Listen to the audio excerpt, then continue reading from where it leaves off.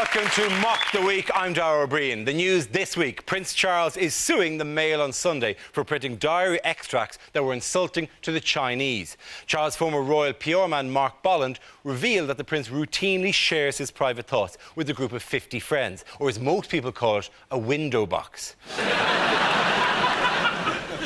According to Mark Bolland, the Prince regards himself as a political dissident who longs to see the Chinese head of state replaced, although not as much as he wants to see the British head of state replaced. Prince Charles's court case does have a precedent. In 1849, Prince Albert took legal steps to prevent publication of some drawings. Mind you, they were of his recent piercing. The FA announced that the new Wembley Stadium will not be finished in time for the FA Cup final in May. When it's completed, the new Wembley Stadium will have 2,000 toilets, more than any other building in the world. And that breaks down as 1,995 gents, 4 disabled and a ladies. The tabloids have been full of stories of builders at the stadium taking drugs. Everywhere you look, there is electricians' cannabis, plumbers' cocaine and, of course, builders' crack. It was revealed this week that ice around Greenland is melting faster than at first thought, which will lead to sea level rises throughout the world. According to expert predictions, there soon won't be much left of Kent, but what there is will still be subject to a hosepipe ban. However, all the newspaper headlines were taken over by bird flu as the disease reached France. In China, no less than 14 billion ducks and chickens are being inoculated against bird flu. Apparently, the queue for the injections can be seen from space. Bird flu will affect lots of different sectors of society. Free-range goose farmers, grouse shooters, but most of all, chicken.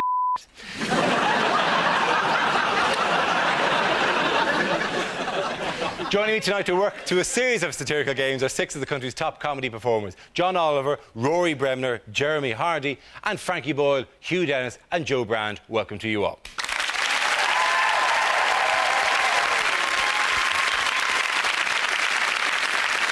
Our first round is called If This Is the Answer, What Is the Question? On the board are 6 categories relating to current events. For the chosen category, I read out an answer and the players have to guess what the question might be. Joe, which category would you like? I'd like health, please, Dara. OK, your category is health. The answer is up to 18 months. What is the question? What is the minimum weight on the customer care line for British Gas? Is it what is Stephen Hawking's personal best for the marathon? How long does Abu Hamza take to lace his shoes? What's the waiting list for a bed in maternity? How long is a Scottish winter? How long does it take the average man over 40 to send a text message? How long does it take Sting to ejaculate? No, it is I'll give you a clue. It's We're All Doomed is a clue.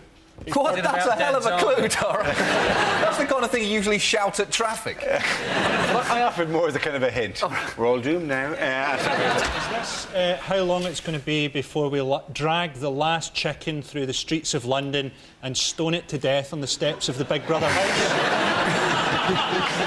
What are you dancing around here? It's something to do with bird flu, isn't it? It is kind of to do with bird flu. The question I was looking for is, according to one expert, how soon can we expect bird flu to be passed from human to human? This is the claim of John Oxford, Professor of Virology at London's Barts Hospital, who believes a human strain of bird flu could spread within 18 months. The Mail is loving this, the terror that we're all stricken with. And you can see Daily Mail readers on the train reading articles about bird flu and vigorously underlining the words migratory and Europe. Yeah. It pushes every button, doesn't it? It's a complete change in the animal kingdom, though, isn't it? Because suddenly birds, chickens, are the most dangerous and powerful animal in the world. Chickens must love it. Because even when they're slaughtered, they'll be running around going, I can still infect you. for up to 6 minutes. It's only to reassure us. I was watching this on Newsround. I had somebody on Newsround. Newsround is fun. I love Newsround. They say, today in a place called Abroad, sad things happen. I was watching it and They said you're all right. What's dangerous to us is bird poo. So you're all right so long as you don't touch a free-range egg or go outside. Because if you can get it from bird poo, most of us in danger all the time. I'm sorry, birds are about as particular as the US Air Force when it comes to where they drop their loads. But you'll only get a bird poo if you actually sniff the bird poo, as in, like, you know, inhale. Who's inhaling bird poo? I mean, Well, that's going to be exactly. one hell of a party, Darren. You really have to gone through everything at that stage. All we've got left is the bird poo. All right. What's it saying? And this bottle of creme de menthe. Give me the bird poo. Everybody's really worried about when it's going to get to Britain, and it's already here, because every dead swan, every dead duck that they've found, they've sent a sample in a test tube to Weybridge. That's where we checked. Sent it in the British postal system to Weybridge. That's where So if Cliff they're Richard- looking for an outbreak, you don't want to be looking in chickens, you want to be looking in postmen. Probably near Camden Town, because that's where they think H5N1 is.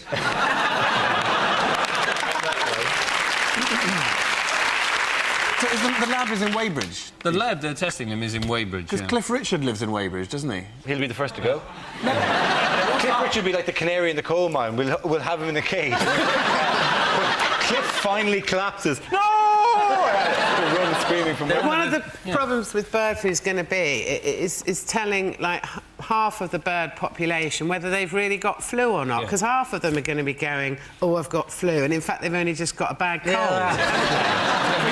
Does anyone know if Keith Harris and Orville are now doing bird flu material? No, but... I'd love to fly, Keith, but I can't. I'm dying. You're not dying, Orville. You're not... I am. You'd like to think that Keith Harris is taking elementary precautions like gloving up before he actually starts. They've now done a thing... It'll make the ventriloquism a lot easier if he can wear a mask. What is that, Orville? You say you're very sick? Yes, I'm very sick at the moment. I look forward to Bill Oddie explaining this to us on the next series of Springwatch in a radiation suit.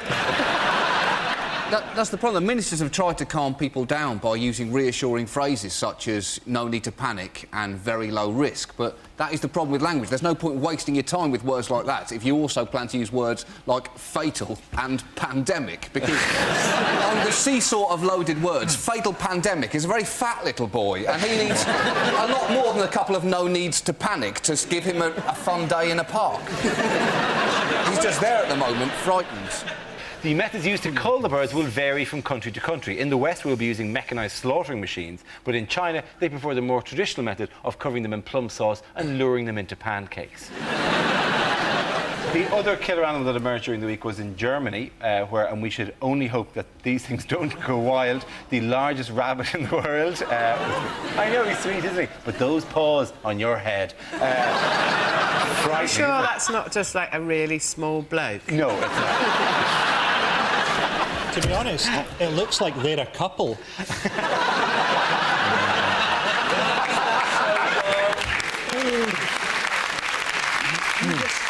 You just don't understand their love, do you? There'll be a film about that in 30 years called Broken Bunny Mountain. And the winners that round are Frankie, Hugh and Joe.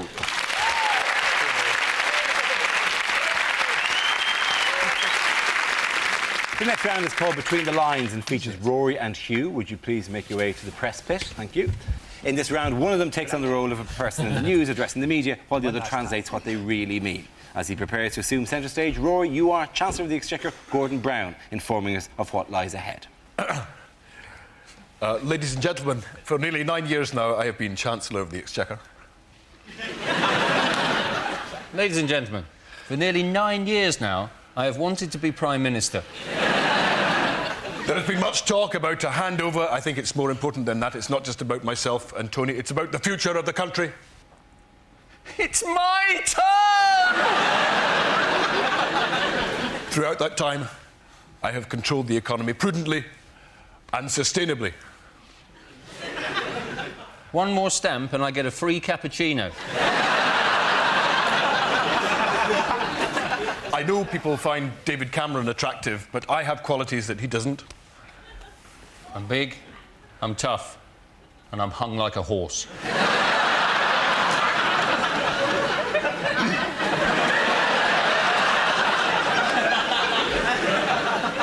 great believer in national identity.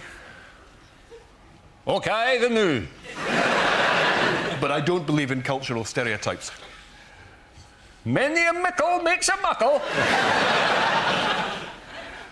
I know that some people think that I'm dour and sullen, and some people even think that I've got a lack of charisma.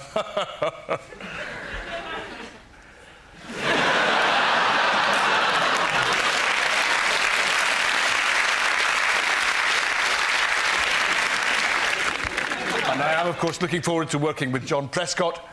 He's an able politician with robust views, which he expresses most effectively. He's a fat, grumpy bastard. Well done to both of you.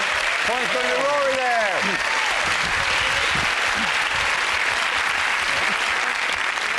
OK, our next round is Le Cercle des Actualités. This game involved John, Frankie, Jeremy and Joe. So if you could make your way to the performance area, please. This is a stand-up challenge. Our random news generator contains a bank of newsworthy topics. We spin the wheel, and when it stops, anyone can step forward and try to make us laugh about the subject it's landed on. Thank you. If I judge the player's got a big enough laugh, he or she is safe and gets to sit down again. OK, here we go. Our first topic is sport. Who wants to come in on that? John. So the hunt for the New England manager is now on, but the most exciting thing about this is it's actually going to be a hunt. The FA have bought a pack of hounds. They've given them a sniff of Alf Ramsey's old hat, and they were last seen marauding across the English countryside, tooting on their horns. Sport is now the only way to guarantee improvement in a country's transport infrastructure. Again, look at the Olympics. We're going to get this Olympic javelin train, which will go from King's Cross to the Games in just 7 minutes. But once again, the most exciting thing about this is it's actually going to be a javelin. You're going to have to get on board it like a witch would get on a broomstick, and then Steve Backley is going to throw everyone just short of their destination. Very good, John.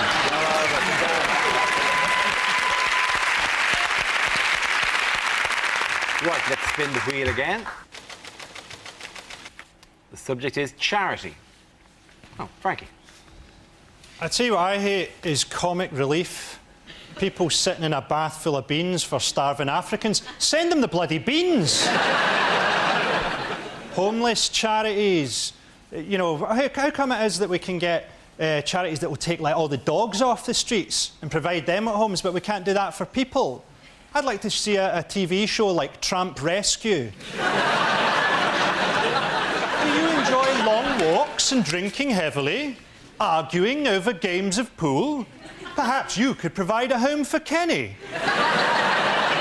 We never knowingly put a healthy tramp down. Ultimately, if you can't afford to bring up your child, why not send him to Africa, where you can pay to have him brought up for £15 a month, standing order? Frankie Boyle, sit down. So we have Jeremy and Joe going head-to-head in a tie-break on one topic. Let's spin the wheel and find out what the topic is. It is hospitals. Well, there's two hospital stories this week. One is that 40% of people going into hospital have malnutrition, because you'd have to be starving to eat the food. And the other one is the government is continuing to roll out its choice agenda, that we as local people will have more control and more choices in our life. I mean, I'm not a consumer, I'm a patient. We all want the same thing when we go to hospital. We want to go there, not get MRSA, not have a scalpel sewn inside our kidney and come home again. That's all we want. We don't have different criteria. You don't come out of hospital saying, well, I mean, you know, the operation wasn't up to much, but you don't go to Bart's for the surgery. You go for the atmosphere. Very good, Jeremy. Jeremy, you can stand back there. Yeah. Joe, on the same topic, it's your turn on hospitals. Well, to me, the two big problems with hospitals are cleanliness and communication. Now, when I had my first child, the room that I was in had blood all over the walls and urine on the floor. But that's because my husband was pissed and we had a fight. But, you know, it all gets a bit emotional. And when I was being discharged from hospital, I couldn't believe that the consultant actually came into the room. I'd just given birth, right? I looked like a bus had gone over my face and I felt depressed. and he came in and he said, I just want to ask you what sort of contraceptive you'll be using when you get home.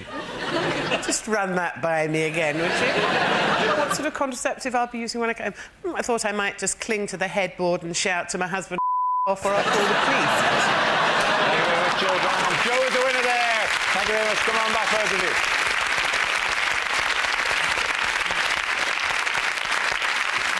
The next round is called Headliners. I show the teams a recent photo along with the initial letters of a newspaper headline. They then have to tell me what the letters stand for. Here's a picture of Wembley Stadium as it stands this week. So what does WSBS stand for? Is it Wembley's single builder sorry? Is it just, well, surprise, bloody surprise? Is it we're surrounded by scaffolding? Wembley 6, Builders 7. Is it we sold both shovels? Is it Wembley Stadium behind schedule? Yes, it is. Actually, Oh, that's absolutely yeah. right. Yeah, very good. It is Wembley Stadium behind schedule. This refers to the news that the new Wembley Stadium will not be ready for the FA Cup final in May. Do you know when it will be ready? Never.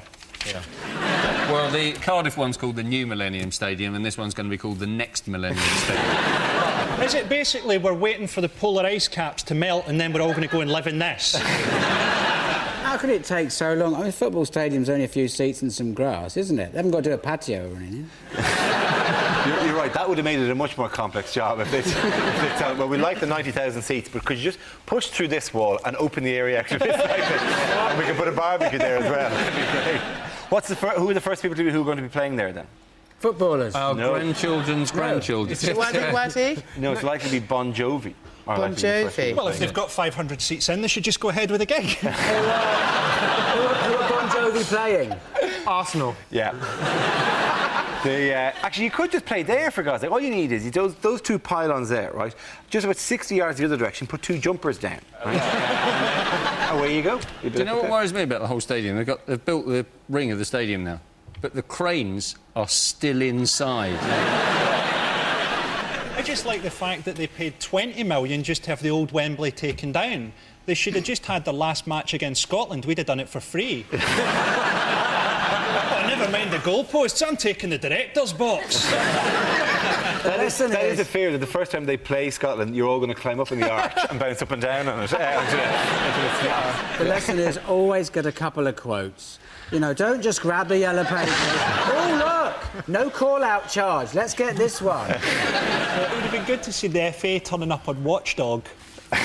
Oh, it's been a bloody nightmare, Anne. It really has. But there is a precedent for this in sport because actually, you know the ski jump they're using in the Winter Olympics? Because originally the ski jump was meant to be a roller coaster, right? But they got in the builders, but they didn't finish it in time. They said, well, just leave it at that. We'll put a guy at the top and see what happens. Am I the only person who hates the Winter Olympics? Am I the only person that watches those people on the podium and think, you are the only 3 people in the world who do that sport? I mean, maybe there's 4, right, and they're standing there going, oh, at least we bet Brian. Brian feels a bit stupid now. But it's biased against the British anyway, because we link like the downhill skiing, because that's not how we do it. The British, they ski halfway down, stop at a restaurant, nice lunch, couple of bottles of wine, take the last chairlift down. And we're equestrian. What do we do well in the Olympics? Equestrian sports. You can't do them on ice. Pointless. That is a bit harsh, all Well, right. you could, but they don't. And if they did, they'd be great. Just put the horse, sit on the horse at the top of the ski jump and go, giddy up now. And just see when the horse's nerve breaks. Exactly. In India, I read last week, I think there's a new thing, extreme sport, called yak skiing. Right. And you don't ski downhill, you ski uphill. On a what yak? you do is you get Ski some down the skis. yak? No, you get some skis and you attach yourself by rope to a yak, which is at the top of the hill, and between you there is a pulley, and you infuriate the yak by rattling a bucket of nuts. You shake the bucket of nuts, and the yak charges at you, and you shoot up the hill on the ski. Which has got a slight logical problem, because presumably at some point you must meet the yak.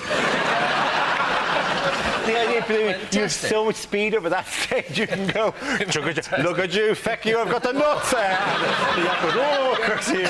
That is a lot better than the starter's pistol as well. Ready, set, infuriate the yak. He went a little bit early there, I'm going to have to call you back. At the start of the day, is the yak oblivious to this? Is the yak just brought along thinking, oh, it's a nice day out in the mountain? The yak fully understands what's going on. He's been read the rules. Yeah. You know. That's right. Fair enough. The competitor they keep in the dark. It is just that moment where you see a dot on the horizon and you're going, that looks remarkably like a yak. It's bigger and bigger and bigger. And you're going, oh, it is a yak. I seem to be tied to a pulley system with this yak. This is wrong. If the guy that owns Eurosport is watching this at home, he's going to be going, that sounds great. There's a lot of money in that. In the Winter Olympics, it's causing some concern that so many of the athletes on drugs are competing in the biathlon, as they're the ones with guns. After the Games, our skeleton bob success Shelley Rudman is planning to enjoy a little time on her own. She's going to the British medal winners' party. like I have any high ground on that. So, the winners of that round are Jeremy, Rory and John. We now play a round called Newsreel. We will play in a recent piece of news footage featuring some of the world's major figures and ask two of our players to voice the characters. This week, we've got film from Saddam Hussein's trial in Iraq. Rory, you are the judge, and Hugh, you are Saddam Hussein. One day in court. Okay, Saddam, let's keep it short and a nice round picture, please. Yeah. Today, what would I like to sing for you? Bananarama, hits of Bananarama. No, we don't want Bananarama. No, I want you to sing some country. Sing some country music. Well, okay. Johnny Cash, I walk the line. Everything, listen, I walk the line. I don't want to hear this. I got so many other people to hear. You come and you give me this bullshit, Johnny Cash. You won't let me sing Johnny Cash. Then I leave the court. I wear my underpants. I don't accept it. I sing Johnny Cash. I better... Look, this man, he knows over here who I point to. Listen, I walk the line. Yeah, sir, you have to listen to this man. He has got the best voice you have ever heard. You know, you won't hear a more... the pitch... I don't care. I don't care what you talk to me about pitch. What is that bullshit? Bullshit. You are a bastardo. I'd rather be on trial for genocide. Look, I have written the lyrics on my hand. Here, there, everywhere on my hand. Sir, if you do not allow this guy to stay in the competition, you are making the biggest mistake. Don't tell me, okay? First he makes a mistake, he writes the words down, it's gone, finished. What did he say? I can sing or I cannot sing? Oh, good. Listen. I walk the line. No! Stop singing!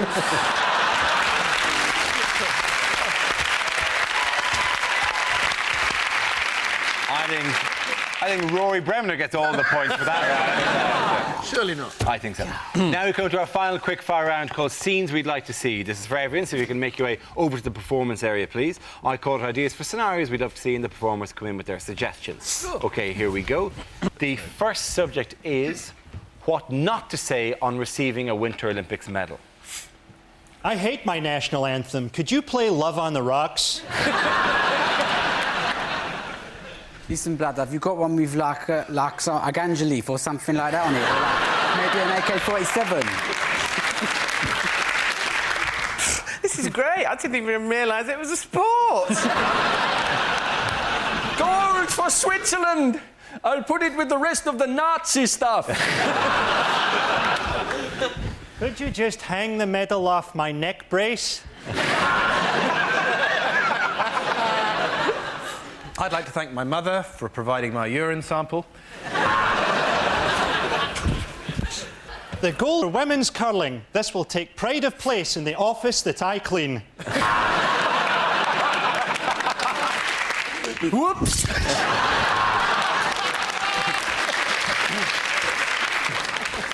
Sorry about the yellow stain at the top of the ski jump. Thanks for the medal. The band was Sir Roger. And that's why we call him Four-Man Bob. OK, the next topic is improbable things for Osama bin Laden to say in his tapes. This is ridiculous. It must be your turn to hide.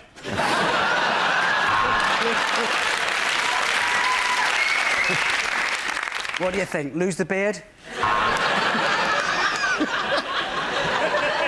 Anyway, that's enough talk from me. It's 5 to 6 and it's time for Al Qaeda's non-stop music marathon. Less talk, more music. Here's David Bowie with China Girl. Stop! You're recording over my wedding video. I've just seen the funniest cartoon.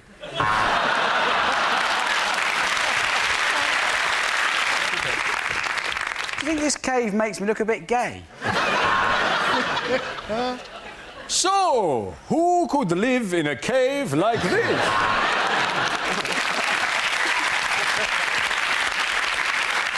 Hello, Google Maps. I'm Osama bin Laden. And this is Silit Bang. So, I've only just heard it. You get a yak and some peanuts. It'll go. I'm coming out.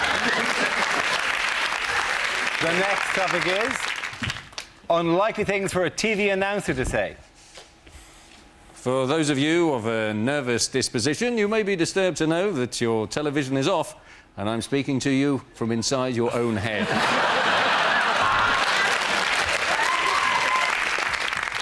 Next on Channel 4, wizened sanctimonious old jobby sniffer Gillian McKeith gets a slap from a fat housewife. Well, that's it. Don't forget that BBC 24 goes through the night, as do I.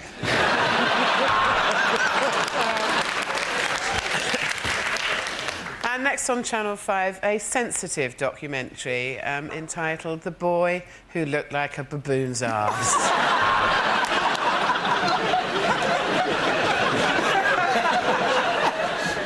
You're watching ITV1.